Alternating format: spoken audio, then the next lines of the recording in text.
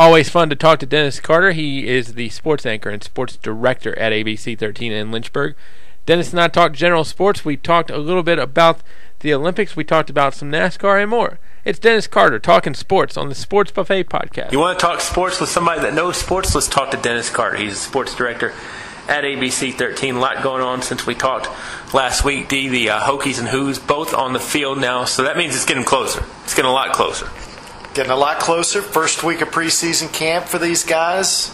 The Cavaliers start on September 1st. The Hokies start on September 3rd. Let's not leave Liberty Flames out either. They get underway going to Wake Forest and then really going to put some miles on the bus going to Montana. I think they'll take the Airbus for that one. Yeah, they better take the Airbus for that one. That's a long trip to be on the road. What have been your first impressions of Turner Gill in a couple meetings with him? I like him a lot. He comes across very personable with the media. I know a lot of folks aren't thrilled that most of the Flames practices are closed. They would like to be able to go out and see their players, practice. But, I'm sure he's got good reason for that. He doesn't want to give out any secrets. He wants to keep everything in-house, develop a little player unity, and see what happens after that. And I actually talked about that with Chris Lang, who's the beat writer for the Flames for the News in Advance. When you're on the beat, I think you really like that access to practice. But I take it for you guys in the TV world, not as important maybe as it is for him.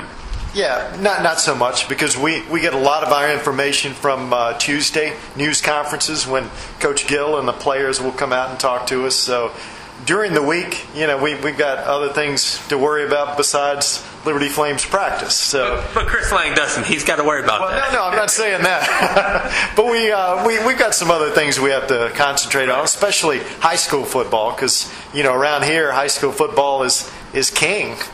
We will talk about that in a later podcast. Getting back to the Hokies and Who's, when we kind of touched on this last week with the Hokies, how much more do you think Logan Thomas is really going to have to take ownership of this offense, with there being a little bit of uncertainty at running back, which I think towards the end might be a strength? I think he's definitely got to be the leader. They're going to look to Logan for a lot of different things. When the running game's struggling, he's got to be able to throw the ball. When the passing game is struggling, when he's struggling, he'll probably have to run the ball. I mean, with a young running back there in Holmes and a lot of other guys that right now we don't know who's going to be a backup for him, a lot's going to be riding on that quarterback. So Logan better have those big, broad shoulders. He does have big, broad shoulders, and I think the Hokies are going to be weighing on him quite a bit. You saw him play in high school. Do you think he was a college quarterback? I really didn't think he would be a quarterback, to be honest. I thought he would, he thought he was going to be, a tight end when he got into college. I really thought he would probably be a tight end or maybe even a defensive end or I give Dr. Bobby Johnson credit on that, because I remember I was interviewing him at halftime of a state championship game, I think with Brookfield and James Monroe, the one that James Monroe won, and he said that he thought Logan Thomas was a college quarterback, and I kind of thought to myself, really? But hey, Doc Johnson knows what's going on. He was right. Boy, he's turned out to be a good one, too. He really has. Let's talk a little other quick topics here as we record on a Thursday morning, Wednesday night, however you want to look at it. PGA Championship will be underway in Kiawah Island. Do you think Tiger Woods ever gets it back on track? Yes. In fact, I think he's made big strides to get it back on track. I don't know if it's going to be a major this weekend at Kiawah Island, but I think he's going to get it back, and I think eventually he'll pass Jack Nicklaus and get the record for majors. Have you ever played 4 straight days of golf? Probably back when I was like a 16, 17-year-old when golf was everything and meant everything to me. And that was only a couple years ago. Do you remember how tough it is? I mean, how tough do you think it is to put together 4 solid rounds of golf? I mean, because Tiger can't go out there and shoot a 3-over and win tournaments. No, he's got to be able to put together 4 solid rounds. He can't throw in that 74, 75 in there. I think it's going to be tough for him, but if anybody can do it, he can. I really believe that, and it wouldn't shock me if he won, but I don't think he will win this weekend, but it wouldn't shock me if he did. NASCAR real quick. Jeff Gordon got a much-needed win at Pocono. It was a range-shortened win, but I think 24 will take the win no matter how many laps they ran. And now Dodge getting out of NASCAR after this year. Your thoughts on the Nextel Sprint Cup Circuit, whatever they call it now. Almost said Winston. The Winston Cup Circuit, yeah. It surprised me that Dodge is getting out, but when Penske Racing announced earlier in the year that they were going to rejoin Ford in 2013, Dodge didn't have anybody else left. I mean, who are they going to build engines for and back if they don't have any teams on their side? So it was pretty much that decision by Penske kind of backed them into a corner, and they couldn't recover from that. And supposedly Joey Logano is getting some looks for some multiple teams. If you were a team owner and had a space on your ride, would you want Joey Logano? Boy, that's a tough question, because I feel like he's got a lot of talent, but unfortunately, he just hasn't shown it that much for Joe Gibbs. Still young.